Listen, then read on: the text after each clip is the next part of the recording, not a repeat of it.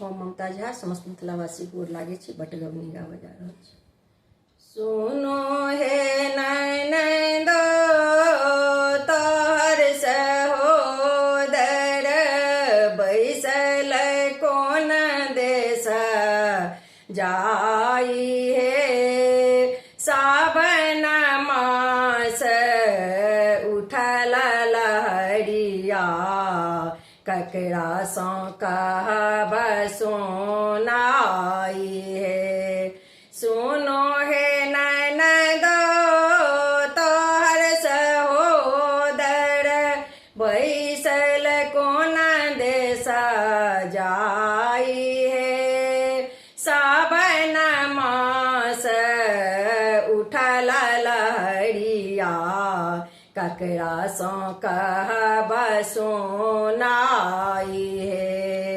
एकता बेमुख भेल विधि विधाता दोसर भेल तोहर भाई हे।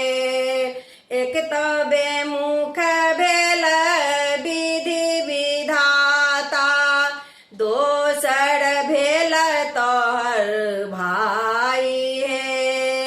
बरख दो बरख बीतल समैया मुखरो ने देलानी देखाई हे। बरख दो बरख बीतल समैया मुखरो ने देलानी देखाई हे। देखलो सपना रतिया है नाना दो सजना सीने ही आके आई है। देखलो सपना रतिया है नाना दो सजना सीने ही आके आई है। अचकाही टूटल बैरिनिया खुज गेला आँखिया चेहाई हे। अचकाही टूटल बैरिनिया खुज गेला आँखिया चेहाई हे। कटलो ने जाइया बीर के रतिया कहबाई ककरा सो जाई हे। कटलो ने जाई बीर के रतिया कहबाई ककरा सो जाई हे।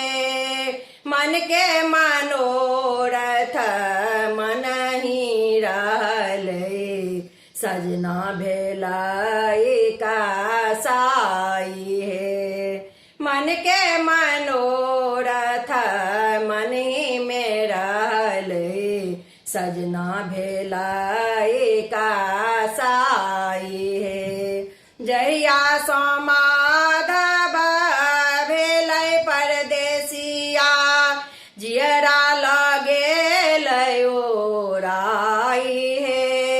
जहिया सोमाधव भेलै परदेसिया जियरा लगेल ओराई हे।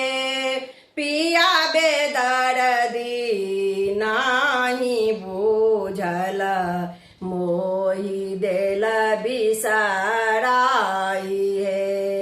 पिया बेदर्दी नाही बुझल मोहि देल बिसराई हे।